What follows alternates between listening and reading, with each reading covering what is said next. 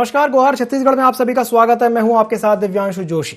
छत्तीसगढ़ में सत्ता पक्ष हो या विपक्ष, दोनों ही मिशन 2023 को फतह करने की तैयारियों में जुट गए हैं। भाजपा अगले चुनाव को लेकर के किसी भी तरह की कोई चूक नहीं करना चाहती है। पार्टी में बदलाव की बयार भी चल पड़ी है। इसी बीच भाजपा नींव की मजबूती पर भी ध्यान दे रही है। यही वजह है कि राज्य की 90 में से 74 विधानसभा क्षेत्रों में प्रभारी नियुक्त किए गए हैं, जो 10 दिनों तक विधानसभा क्षेत्रों में ही रहेंगे और वहां की परेशानियों को दूर करेंगे।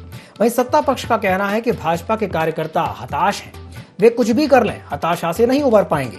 जबकि सीएम भूपेश बघेल ने भाजपा में बदलाव पर तंज कसते हुए कहा कि चाहे कुछ भी हो जाए लेकिन अजय चंद्राकर का नंबर नहीं लगेगा।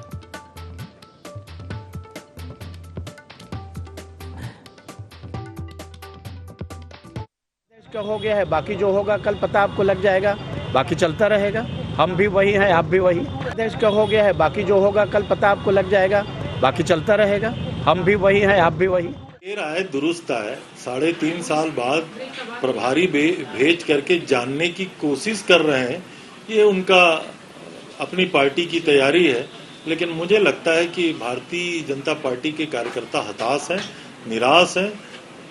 कुछ भी कर लें वो हताशा से उबर नहीं पा रहे। प्रतिपक्ष के बदलने की सिर्फ तेज हो गई। अब लेकिन फिर भी अजय चंद्राकर जी के नंबर नहीं लगेगा। नेता प्रतिपक्ष के बदलने की सिर्फ तेज हो गई। अब लेकिन फिर भी अजय चंद्राकर जी के नंबर नहीं लगेगा। तो बीजेपी में बदलाव की बयार चल पड़ी है। विधानसभा क्षेत्रों में प्रभारी बनाए गए हैं। आज इसी विषय पर हम चर्चा करेंगे और चर्चा करने के लिए हमारे साथ 3 खास मेहमान जुड़ेंगे। एक एक करके उनसे आपका परिचय करवा देते हैं। हमारे साथ चर्चा में जुड़ेंगे अजय गंगवानी जी, जो कि कांग्रेस प्रवक्ता हैं। साथ ही साथ हमारे साथ जुड़ेंगे राजकुमार राठी जी, जो कि भाजपा प्रवक्ता हैं, और हमारे साथ जुड़ेंगे लखन चौधरी जी, जो कि राजनीतिक विश्लेषक हैं। आप तीनों मेहमानों का बहुत बहुत स्वागत है IND 24 में। सबसे पहले मैं शुरुआत करना चाहूंगा गंगवानी जी से। गंगवानी जी, आपसे जानना चाहेंगे कि बीजेपी ने प्रभारी नियुक्त किए हैं और 2023 के जो विधानसभा चुनाव होने हैं उन्हें लेकर के कमर कस ली है, तैयारी शुरू कर दी है, क्या कहेंगे इस पर? दिव्यांशु जी, देखिए, कहीं ना कहीं भारतीय जनता पार्टी के 14 विधायक हैं और ये 14 विधायक 6-6 गुटों में बटे हुए हैं। रमन सिंह जी का अलग गुट है, विजय अग्रवाल जी का अलग गुट है, अजय का अलग गुट है, प्रेम प्रकाश पांडे। इस प्रकार जो कहीं ना कहीं दिव्यांशु जी, जो छत्तीसगढ़ में सत्ता की चाशनी थी, वो भारतीय जनता के नेताओं को आपस में जोड़ कर रखी थी। आज कहीं ना कहीं लगातार जो अंतर्गतबाजी है, अंतरकलह है, उसी का नतीजा है कि इनका प्रदेश अध्यक्ष के चेहरे में परिवर्तन किया गया। और लगातार कहीं ना कहीं जो लगातार 15 सालों तक गरीब, किसान, मजदूर, आदिवासी, युवा, महिला, हर वर्ग को इनके द्वारा ठगा गया, तो छत्तीसगढ़ की जनता में इनका विश्वास समाप्त हो रहा है।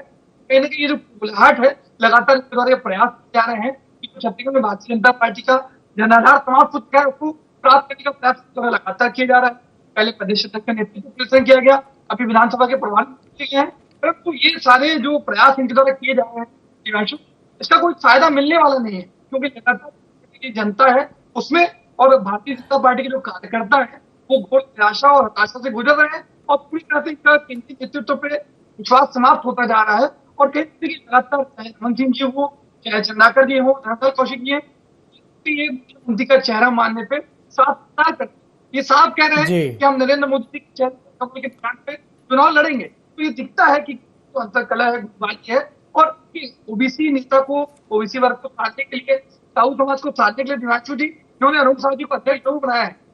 पहले भी ये देखा गया कि ताराचंद साहू किसी के वरिष्ठ थे, शुरू में उनको प्रदेश की जिम्मेदारी दी गई, लेकिन आगे चलते निराशा के तहत पार्टी छोड़नी पड़ी। तो कहीं ना कहीं ये भारतीय जनता पार्टी का चल रहा है।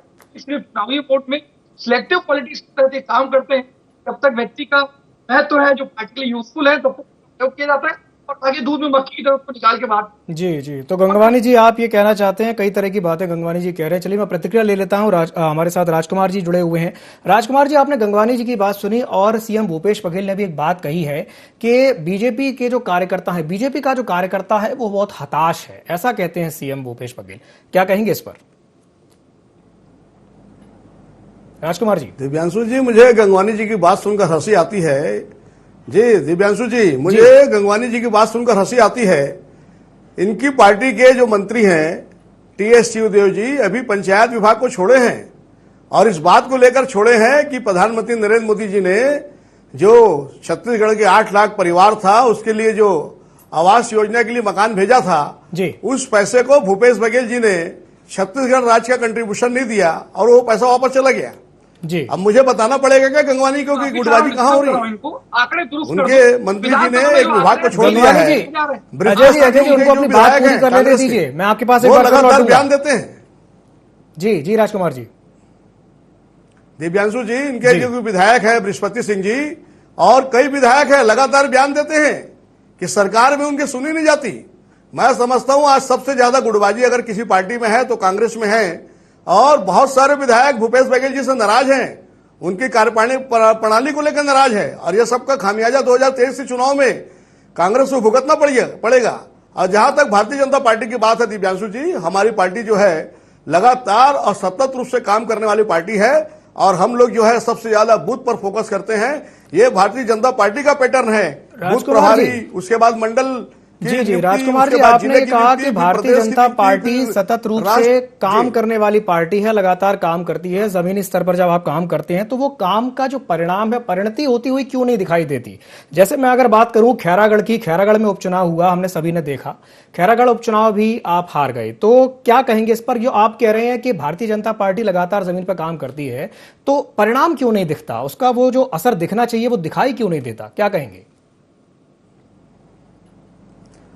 देखिए दिव्यांशु जी, आप भी जानते हैं, पूरा मीडिया जगत जानता है कि खैरागढ़ में भारतीय जनता पार्टी चुनाव जीत रही थी, और भूपेश बघेल जी इतना घबरा गए थे कि 23 बिंदुओं का घोषणा पत्र, आपने आज तक, मैं समझता हूं पूरे देश में ऐसा कोई उपचुनाव नहीं हुआ है जहां पर मुख्यमंत्री को 23 बिंदु का घोषणा पत्र जारी करना पड़ा कि हम जो है खैरागढ़ को जिला बनाएंगे।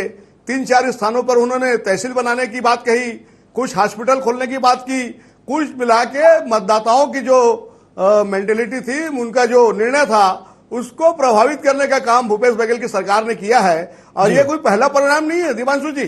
जब भी उपचुनाव होता है तो जो परिणाम है वो सत्ता पक्ष के पक्ष में जाता है। यह कोई पहला चुनाव नहीं है। भारतीय जनता पार्टी की 15 साल सरकार रही है, और जितने भी उपचुनाव हुए हैं उसमें विधायक भारतीय जनता पार्टी से चुन के आया है। लेकिन जिस प्रकार से हमारे विधायक प्रत्याशी ने टक्कर दी है, इनके पसीने छूट गए थे। मुझे बताने की आवश्यकता नहीं है कि क्या स्थिति थी वहां। राजकुमार जी, 4 दिन में भूपेश बघेल जी ने जी वहां पर पूरी सरकारी मशीनरी का मिसयूज करके, घोषणाओं को करके, साड़ी, कंबल, सभी प्रकार का प्रलोभन मतदाताओं को देकर उस चुनाव को जीतने का काम किया है। चलिए ये तो उस चुनाव की बात हुई, चलिए ये तो उस उपचुनाव की बात हुई जो हो चुका है।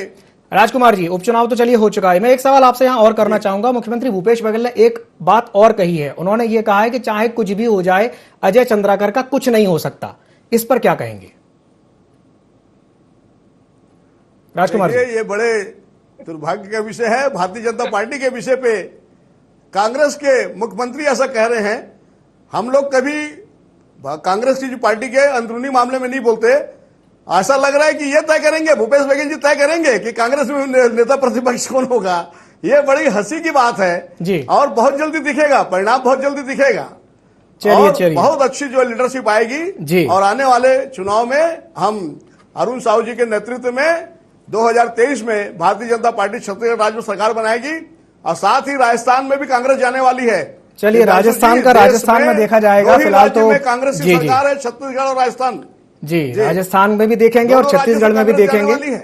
बिल्कुल बिल्कुल। अच्छा, चर्चा में हमारे साथ एक और मेहमान जुड़े हुए हैं, लखन चौधरी जी भी हमारे साथ जुड़े हुए हैं। लखन जी, मैं आपसे सवाल करना चाहूंगा कि बीजेपी ने एक बड़ा परिवर्तन किया है, 74 जिलों में प्रभारी नियुक्त किए हैं। आपको क्या लगता है कि ये जो बीजेपी की कवायद है, ये क्या कुछ रंग दिखाएगी? क्या कुछ आने वाले समय में देखने को मिलेगा? जो एक संजीवनी की आवश्यकता है बीजेपी को, जमीनी स्तर पर जो मजबूत होने की आवश्यकता है, क्या ऐसा कुछ देखने को मिलेगा?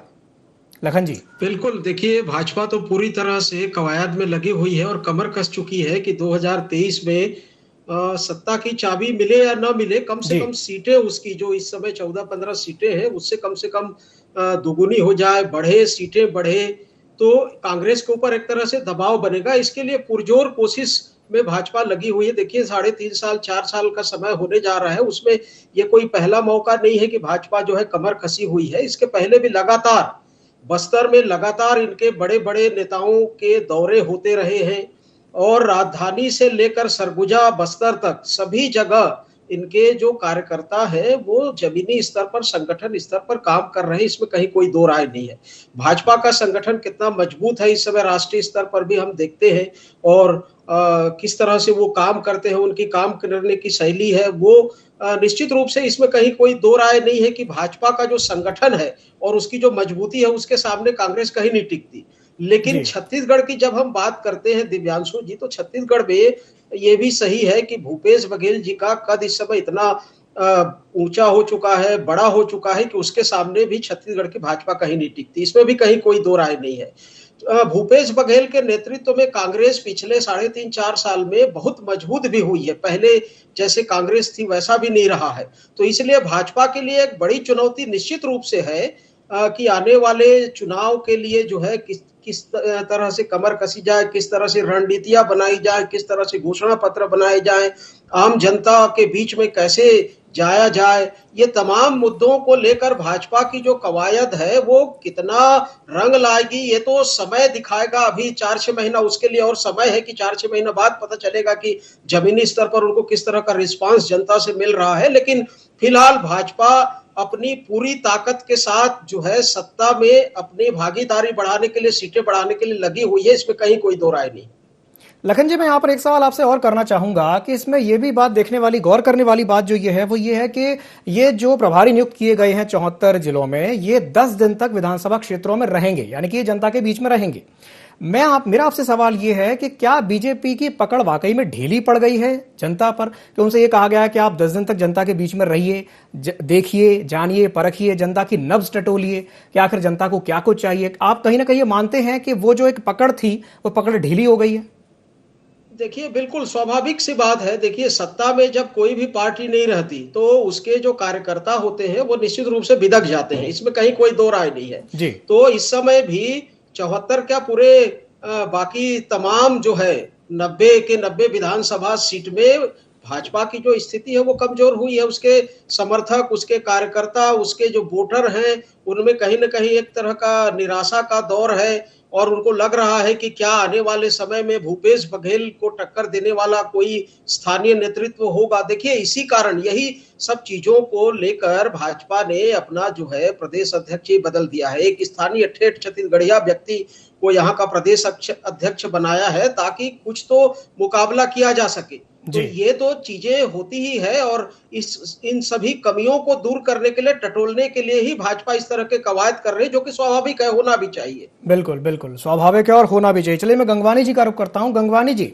नेता धर्मलाल कौशिक जी का एक बयान आता है और वो ये कहते हैं कि हम तैयारी शुरू कर चुके हैं और इसका जो परिणाम है वो 2023 में देखने को मिलेगा, और वो ये कह रहे हैं कि हम कांग्रेस को हटा देंगे और हमारी सरकार बन जाएगी। क्या कहेंगे इस पर? उनके दावे पर क्या कहेंगे? दिव्यांशु, देखिए, मैंने स्पष्ट रूप से कहा कि 14 विधायक जो है 6 गुटों में बटे हैं। इसी कारण कहीं ना कहीं इनको प्रदेश अध्यक्ष बदलने की आवश्यकता पड़ती है। तो ये स्थिति दिखा रहा है। और देखिए, राजनीतिक विश्लेषक है लखन चौधरी जी, उन्होंने स्पष्ट रूप से कहा कि माननीय भूपेश बघेल जी के नेतृत्व में 3.5 साल में कांग्रेस जो है पार्टी बहुत बेहतर ढंग से उभरी है। आज छत्तीसगढ़ मॉडल पूरे देश में स्थापित हो चुका है। और सबसे बड़ा देखिए दिव्यांशु जी, कहीं ना कहीं छत्तीसगढ़ में ऐसा कोई सगा नहीं जिसे भारतीय जनता पार्टी ने ठगा नहीं। कि छत्तीसगढ़ की जनता ये जानती है कि 15 सालों तक इन्होंने किसान, मजदूर, आदिवासी, युवा, महिला, हर वर्ग को ठगा। क्या इन्होंने आदिवासी परिवार को सरकारी नौकरी की बात की? नहीं दी। जैसी गाय देने का वादा किया, नहीं दिया। 20 रुपये समर्थन मूल्य, 300 रुपये बोनस का वादा किया और दैनिक की करीब 270, 500 रुपये बिजली देने का वादा किया, वो नहीं निभाया। तो लगातार इनके द्वारा झूठे वादे किए गए और 3 साल में लगातार हर वर्ग को मजबूत करने का काम किया है। आज महात्मा गांधी के ग्राम स्वराज की काम कर रहे हैं। आज समाज के अंतिम छोर के व्यक्ति तक हमारी योजनाओं को जो लाभ मिल रहा है, इसका परिणाम कहीं ना कहीं 4 विधानसभा के उपचुनाव की बात करूं, त्रिस्तरीय पंचायत चुनाव की बात करूं या 2 नगरीय निकाय चुनाव, सारे चुनाव परिणाम ये बताते हैं कि माननीय भूपेश बघेल जी के नेतृत्व में हमारी कांग्रेस सरकार जो काम कर रही है उसमें छत्तीसगढ़ की जनता पूरी तरह संतुष्ट है। और कहीं ना कहीं देखिए, सबसे बड़े दुख की बात यह है, आज एक आदिवासी दिवस के दिन आप एक आदिवासी नेता विष्णुदेव साय जी है, वो वरिष्ठ आदिवासी नेता है, उनको उनके पद से हटाना बहुत दुर्भाग्यजनक है। और कहीं ना कहीं भारतीय जनता पार्टी की आदिवासी समाज के प्रति क्या सोच और नजरिया है, इस बात का स्पष्ट प्रमाण है। और ये पहली बार नहीं हो रहा है। देखिए दिवांशु जी, गंगवानी जी, अभी आपने एक बात कही, गंगवानी जी, अभी आपने ये बात कही कि मुख्यमंत्री भूपेश बघेल के नेतृत्व में जो आपकी सरकार है वो इतना अच्छा काम कर रही है कि जनता संतुष्ट है, ऐसा आपने कहा। फिर क्या कारण है कि बार बार प्रदर्शन, धरने और कर्मचारियों का जो आक्रोश है वो देखने को मिल जाता है? क्या कहेंगे? एक सतत प्रक्रिया है दिवांशु जी, चाहे भारतीय जनता पार्टी की सरकार रही 15 साल तक, उस समय प्रदर्शन होते रहे। न केवल छत्तीसगढ़ में, अन्य राज्यों में हमेशा कर्मचारी चाहता है कि सरकार जितना बेहतर उनके हितों में निर्णय लिया जा सके वो लिया जाए। और कहीं ना कहीं देखिए, इनके कर्मचारी की अगर आप बात करें तो स्पष्ट कर दूं, माननीय मुख्यमंत्री जी ने जो इनकी प्रमुख डिमांड थी 6% डीए बढ़ाने की, उसको स्वीकार कर लिया है और अगर से ये लागू हो जाएगा तो कहीं ना कहीं हमारे जो छत्तीसगढ़ के 5 लाख से ज्यादा कर्मचारी हैं वो हमारे कर्मचारी हैं। और देखिए, कुछ उदाहरण दे दूं, आज अंशदान था 10%, उसको हमने बढ़ा के 14% किया। सैटरडे संडे हम वीकेंड्स ऑफ दे रहे हैं इनको। आज कहीं ना कहीं जो तत्कालीन अटल सरकार थी 2004 में, दिव्यांशु जी, उन्होंने ओल्ड पेंशन स्कीम को समाप्त करके न्यू पेंशन स्कीम लागू कर दिया था। आज हम वापस जहां जहां हमारी सरकार है छत्तीसगढ़ और राजस्थान में, हम चाह रहे हैं कि कर्मचारियों के बेहतर भविष्य के लिए ओल्ड पेंशन स्कीम लागू कर लिया जाए, उसके लिए प्रयास करते हैं। तो केंद्र की मोदी सरकार और पेंशन नियामक और विनियामक जो आयोग है वो हमारे छत्तीसगढ़ के जो कर्मचारियों का हक और मेहनत का पैसा है और सरकार का जो अंशदान है 17,240 करोड़ रुपए, वो देने से साफ इनकार करती है। तो कहीं ना कहीं कौन कर्मचारी और अधिकारी विरोधी सरकार है केंद्र की मोदी सरकार, ये चेहरे खुलकर दिखता है। और हमने लगातार उनके हितों में निर्णय लिए और बहुत जल्दी आपको खुशखबरी मिलेगी कि उनकी हड़ताल वापस हो जाएगी। इस बारे में हम लगातार प्रयास कर रहे हैं। और देखिए, ये पहली बार नहीं हो रहा है, इसके पहले नंदकुमार साय थे, ननकीराम कंवर थे, रामविचार नेताम थे। किस प्रकार से आदिवासी नेता को साइडलाइन कर दिया गया, कभी भी इनका आदिवासी नेतृत्व तो भरोसा रहा ही नहीं। मैंने स्पष्ट रूप से कहा दिव्यांशु जी, ये सिर्फ और सिर्फ सिलेक्टिव पॉलिटिक्स के रूप में काम करते हैं। जब तक व्यक्ति का महत्व हो, इनको चुनाव में मदद कर सके। राजकुमार जी, मैं आपके पास आऊंगा, उनको अपनी बात पूरी करने दीजिए। दिव्यांशु जी 10 सेकंड और लूंगा जी, राजकुमार जी, उनको अपनी पूरी बात कर लेने दीजिए। पार्टी जी गंगवानी जी, बोलिए। जी मैं 10 सेकंड ले रहा हूँ। कहीं ना कहीं जो भारतीय जनता पार्टी प्रयास कर रही है, कहीं ना कहीं 1.5 साल बाकी है और हम भी मिशन 2023 को लेकर पूरी तरह सक्रिय है। हमने एक फुल प्रूफ प्लान, एक ब्लूप्रिंट, एक रोड मैप लेकर चल रहे हैं। बूथ स्तर तक हमारी टीम स्ट्रांग हो चुकी है। सरकार और सत्ता में बेहतर तालमेल है और हमें पूरा विश्वास है कि हम 71 सीट पे बैठे हैं, उससे आगे का हमारा टारगेट है। और छत्तीसगढ़ की जनता का हमें जो भरपूर प्यार, स्नेह और आशीर्वाद पहले के चुनाव में मिलता रहा है, वो 2023 में मिलेगा। चलिए मैं प्रतिक्रिया ले लेता हूं राजकुमार जी से। राजकुमार जी, उनका तो कहना साफ है कि आने वाले विधानसभा चुनाव में जनता का आशीर्वाद मिलेगा, क्या कहेंगे राजकुमार जी? देखिए दिव्यांशु जी, जिस 36 बिंदुओं के आधार पर कांग्रेस ने छत्तीसगढ़ में सरकार बनाई है, मुझे लगता है किसी भी बिंदु को इन्होंने पूरा नहीं किया है। छत्तीसगढ़ की 2.5 करोड़ जनता को ठगने का काम किसी ने किया है तो कांग्रेस की सरकार ने किया है, भूपेश बघेल की सरकार ने किया है। मैं पहले भी आपके चैनल में बताया था, आज भी बता रहा हूं, शराबबंदी के विषय पर इन्होंने महिलाओं के वोट को बटोरने का काम किया। 20 लाख युवाओं से इन्होंने बेरोजगारी भत्ते का फॉर्म भराया है। अगर गंगवानी के पास जवाब हो तो जवाब दे। 20 लाख युवाओं से बेरोजगारी भत्ते का फॉर्म भराया, 2,500 को बेरोजगारी भत्ता देंगे। आज तक किसी भी युवा को इन्होंने बेरोजगारी भत्ता नहीं दिया। 10 लाख युवाओं को रोजगार देने की बात की, पुलिस वालों को हफ्ते में 1 दिन वीकली ऑफ देने की बात की, संपत्ति कर आधा करने की बात की। जो 36 बिंदुओं की बात आप कर रहे हैं, 36 में से 30 मांगे वो पूरी कर चुके हैं। वो कहते हैं कि नहीं, 36 में से हमने 30 मांगे पूरी कर दी हैं। बता दें, शराबबंदी हुई तो बता दें दिव्यांशु जी, गरीबों को 20 लाख युवाओं को रोजगार मिला तो बता दें, बेरोजगारी भत्ता मिला तो बता दें, किसानों को पेंशन मिला तो बता दें, पुलिस वालों को वीकली ऑफ मिला तो बता दें, और संपत्ति का आधा करने की बात की थी। संपत्ति का आधा तो नहीं हुआ। यूजर चार्ज के नाम पर पूरे प्रदेश में अवैध वसूली चल रही है। उसके अलावा गरीबों को पट्टा देने की बात की। 7-8 बिंदु तुम आपको गिना चुका हूं, बता दें, गंगवानी जी है, जवाब दे दें कि 8 में से 10 बिंदु को आप दोनों के पास वापस आऊंगा। पैसा कानून दिव्यांशु जी, जो मैं आपके पास वापस आऊंगा। मैं लखन जी से एक सवाल कर लेता हूं, हमारे साथ चर्चा में लखन जी भी जुड़े हुए हैं। मैं लखन जी से एक सवाल करना चाहूंगा। लखन जी, मैं आपसे एक सवाल करना चाहूंगा कि मुख्यमंत्री भूपेश बघेल जी का ये कहना कि चाहे कुछ भी हो जाए अजय चंद्राकर का नंबर नहीं आएगा, इस पर्टिकुलर वक्तव्य पर आप क्या कहेंगे? जिस तंज भरे अंदाज में उन्होंने बात कही है कि कुछ भी हो जाए अजय चंद्राकर का नंबर नहीं लगेगा, क्या कहेंगे? मुझे लगता है कि दिव्यांशु जी, देखिए, मुख्यमंत्री जी को इस तरह के पर्सनल टारगेट से पहले मेरी प्रतिक्रिया तो यह है कि बचना चाहिए था जी। इससे आप जो है उस व्यक्ति की जो इम्पोर्टेंस है, महत्ता है, उसको और बढ़ाते हैं। सब जानते हैं छत्तीसगढ़ में कि पिछले 22-20 सालों में जब से नया राज्य बना है तब से जो है अजय चंद्राकर जी जिस तरह की मुखरता के साथ, जिस तरह के शब्दों के साथ कहा जाए सत्ता पक्ष का, कांग्रेस का, भूपेश बघेल का विरोध करते हैं, तो इसलिए जो है टारगेट में रहते हैं। उनकी जुबान को लेकर, उनके भाषा और तमाम तरह की चीजों को लेकर सुर्खियों में अजय चंद्राकर जी हमेशा रहे हैं और रहते हैं। ये मुझे लगता है उनकी राजनीति का एक हिस्सा है, सुर्खियों में रहना शायद उन्हें अच्छा लगता है, लेकिन मुझे लगता है कि अजय चंद्राकर जी की जो छवि है इस वजह से खराब भी है। ऐसा नहीं है कि अजय चंद्राकर की छवि बहुत अच्छी है और भाजपा उसको बहुत आगे बढ़ाएगी, प्रमोट करेगी। भूपेश बघेल जी यदि ये इस तरह की बातें नहीं भी करते तो भी भाजपा उनको शायद ही आगे बढ़ाती, क्योंकि उनकी छवि को लेकर हमेशा भाजपा को बचाव करना पड़ता है पार्टी का। तो इस तरह के चीजों से भूपेश बघेल जी को भी मेरे हिसाब से बचना चाहिए था। और जहां तक जो है भूपेश बघेल की छवि है इस समय राज्य में लोकप्रियता के आधार पर, जनप्रियता के आधार पर, योजनाओं, कार्यक्रमों सबके आधार पर तो निर्विवाद है ही। तो उनको इस भूपेश बघेल जी को अजय चंद्राकर पर टिप्पणी करने की जरूरत नहीं थी, मुझे ऐसा लगता बिल्कुल है। बिल्कुल, इस तरह की टिप्पणी करने की आवश्यकता नहीं थी, ऐसा आपको लगता है। मैं वापस एक बार रुख करना चाहूंगा राजकुमार जी का। राजकुमार जी, एक बात अभी हमने सुनी और उन्होंने कही लखन चौधरी जी ने कि मुख्यमंत्री भूपेश बघेल का जो ऑरा है, उनकी जो छवि है, वो जिस तरीके की बन गई है उसके सामने बीजेपी को काफी मेहनत करने की जरूरत है। बीजेपी जनता का विश्वास कैसे जीतेगी? कैसे आप जनता के बीच में जाएंगे और विश्वास दिलाएंगे कि आप उनसे बेहतर कर सकते हैं? राजकुमार जी।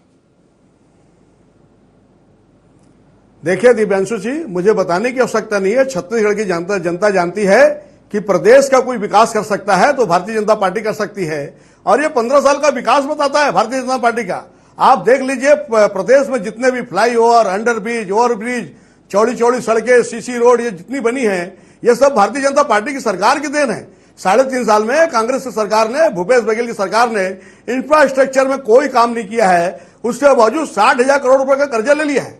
60,000 रुपए का कर्जा कांग्रेस की सरकार लेती है, लेकिन इंफ्रास्ट्रक्चर में कोई काम नहीं होता है। मैं समझता हूं इससे ज्यादा छत्तीसगढ़ का दुर्भाग्य नहीं हो सकता कि एक तरफ छत्तीसगढ़ की जनता को कर्जे में डाला जा रहा है, लेकिन विकास का कोई काम नहीं हो रहा है। 3.5 साल में विकास की एक ईंट रखने का काम भूपेश बघेल की सरकार ने नहीं किया है, खाली प्रचार पे खर्च कर रहे हैं। मैं पूछना चाहूंगा अजय गंगवानी जी से, आप गौमूत्र लेने की घोषणा करते हैं, कितने जगह पर आप गौमूत्र ले रहे हैं मुझे बताइए, मैं कल जाके चेक करूंगा। इसके अलावा फूड पार्क की स्थापना की इन्होंने बात की थी, पूरे प्रदेश में एक फूड पार्क इनका बना है। यह सरकार खाली भ्रम फैलाकर कि हम विकास करेंगे, हम ये करेंगे, हम वो करेंगे। राजकुमार जी, तो राजकुमार जी का कहना यह है जी कि जितना भी विकास छत्तीसगढ़ में हुआ है वो 15 महीने की डॉक्टर रमन सिंह की सरकार में हुआ था, 3.5 साल में कोई काम नहीं हुआ है, ऐसा कहना है डॉक्टर राजकुमार जी का। चलिए मैं प्रतिक्रिया ले लेता हूं अजय गंगवानी जी से। अजय जी, राजकुमार जी कह रहे हैं कि 3.5 साल में कोई काम नहीं, खास करके उन्होंने एक शब्द पर फोकस किया है, वो इंफ्रास्ट्रक्चर, कि इंफ्रास्ट्रक्चर पर काम नहीं हुआ है, क्या कहेंगे?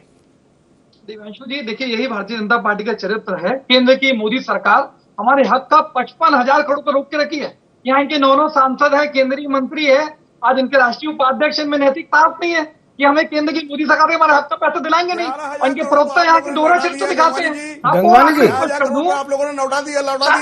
गंगवानी जी, राजकुमार जी रुक जाइए, एक मिनट। गंगवानी जी, आपने अभी थोड़ी देर पहले आपने यही बात कही थी और यही बात आप दोबारा से कह रहे हैं कि हम केंद्र पर निर्भर हैं, तो क्या आप हर योजना के लिए, हर कार्य के लिए, हर विकास कार्य के लिए आप केंद्र पर निर्भर हैं? क्या आप ये कहना चाहते हैं? मैं स्पष्ट कर दूं, ठीक है, हम कहीं ना कहीं महात्मा गांधी के ग्राम स्वराज के स्वप्न को लेकर काम कर रहे हैं। आज कहीं ना कहीं समर्थन मूल्य 2,500 रुपए लगातार केंद्र सरकार के अड़ंगा देने के बाद भी राजीव गांधी किसान योजना के माध्यम से दे रहे हैं। श्रमिक मजदूरों के लिए जो भूमिहीन कृषि मजदूर है 7 रुपए प्रति वर्ष राजीव गांधी कृषि मजदूर न्याय योजना के माध्यम से। राजकुमार जी, उनको अपनी बात करने दीजिए। आज गोधन न्याय योजना की बात कर रहे हैं। आज इनकी केंद्र की मोदी सरकार आज 12 से ज्यादा पुरस्कार देती है, केंद्र की संसदीय समिति आके तारीफ करती है। आज एक खुद भारतीय जनता पार्टी उत्तर प्रदेश और मध्य प्रदेश में गोधन योजना लागू कर रही है, तो यही भारतीय जनता पार्टी का दोहरा चरित्र है। आंकड़े दे दो आपको, अभी तक 76 लाख जो क्विंटल है वो गोबर खरीदा गया है, जिससे 20 लाख क्विंटल से ज्यादा वर्मी कंपोस्ट बना के बेचा गया है। कुल मिला के 320 करोड़ से ज्यादा पशुपालकों और महिला स्वयं को भुगतान होता है। तो एक अच्छी तारीफ करने का यही बता देंगे, गौमूत्र कहाँ खरीद रहे हैं आप लोग? ये और बात करने की बात कर रहे हैं तो स्पष्ट कर दूं, हम सरकार बनके 2 घंटे के अंदर 11,000 करोड़ की माफी करते हैं, 2,500 रुपए समर्थन मूल्य दे रहे हैं पूरे देश की बर्बादी के, 700 करोड़ की सिंचाई कर माफ करते हैं, 440 करोड़ की सिंचाई क्षतिपूर्ति हमने दिया है। तेंदू पत्ता का समर्थन मूल्य 2,500 से 4,000। इन्होंने आदिवासियों को जमीन दी, 760 किसानों की 42 टन जमीन लौटाते हैं। आज वनाधिकार पट्टे की बात कर रहे हैं, 5 लाख से ज्यादा वनाधिकार पट्टे देकर छत्तीसगढ़ पहले स्थान पे है। तो लगातार हमने हर बार काम किया है, लेकिन भारतीय जनता पार्टी के में ये नैतिक साहस नहीं कि सबको स्वीकार करे, परंतु छत्तीसगढ़ जनता जी, तो गंगवानी जी, आप ये कहना चाहते हैं कि भारतीय जनता पार्टी के लोग सिर्फ और सिर्फ भ्रम फैलाने का प्रयास करते हैं। काम तो आपने किया है, लेकिन वो ये भ्रम फैलाते हैं कि 3.5 साल में काम नहीं हुआ। चलिए, मैं एक अंतिम प्रतिक्रिया ले लेता हूं, हमारे पास समय की कमी है। लखन जी के पास मैं रुक करना चाहूंगा। लखन जी, अभी जो बात गंगवानी जी ने कही है कि 3.5 साल में जिस तरीके से काम हुआ है, और अभी जो बेरोजगारी को लेकर के भी जो आंकड़े सामने आए थे, उसमें छत्तीसगढ़ के आंकड़े सबसे कम थे, यानी छत्तीसगढ़ में सबसे कम बेरोजगारी है। तो कहीं ना कहीं आप भी इस बात को मानते हैं कि ये जो नतीजा निकला है, ये नीतियों की वजह से है, जो भूपेश सरकार की नीतियां हैं उनकी वजह से इस तरह के आंकड़े सामने आए हैं? लखन जी। बिल्कुल बिल्कुल, देखिए, भूपेश सरकार ने ग्रामीण अर्थव्यवस्था को लेकर बहुत काम किया है, इसमें कहीं कोई दो राय नहीं है। उसकी वजह से खेती किसानी अच्छी है, बेरोजगारी दर कम है। लेकिन एक चीज मैं राजकुमार राठी जी की बात से भी सहमत हूं कि इंफ्रास्ट्रक्चर को लेकर कांग्रेस से लोगों में अब थोड़ी सी नाराजगी देखने को मिल रही है, खासकर सड़क की बदहाली को लेकर। इस समय जिस तरह से पूरे राज्य में लोगों की जो नाराजगी आ रही है, वो उस पर ध्यान देना चाहिए। और भाजपा ने बिल्कुल निश्चित रूप से इंफ्रास्ट्रक्चर में बहुत अच्छा काम किया था। और रमन सिंह जी ने सड़कों का जाल बिछाया था, अच्छी सड़कें बनवाई थी, वो अब पूरी तरह से खराब हो चुकी है, इसमें भी कहीं कोई दो राय नहीं है। बिल्कुल, तो कहीं ना कहीं ये कहा जा सकता है कि इंफ्रास्ट्रक्चर पे काम करने की जरूरत है। आप तीनों मेहमानों को हमारे साथ जुड़ने के लिए बहुत बहुत धन्यवाद।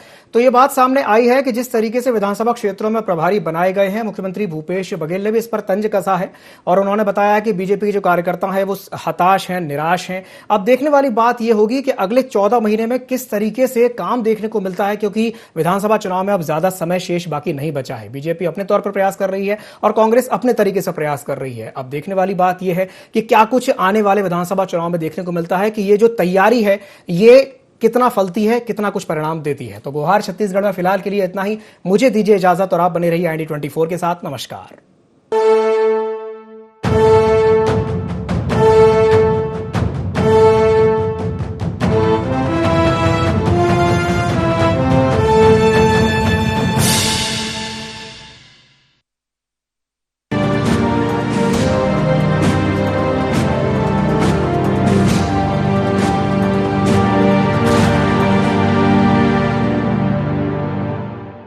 मतदाता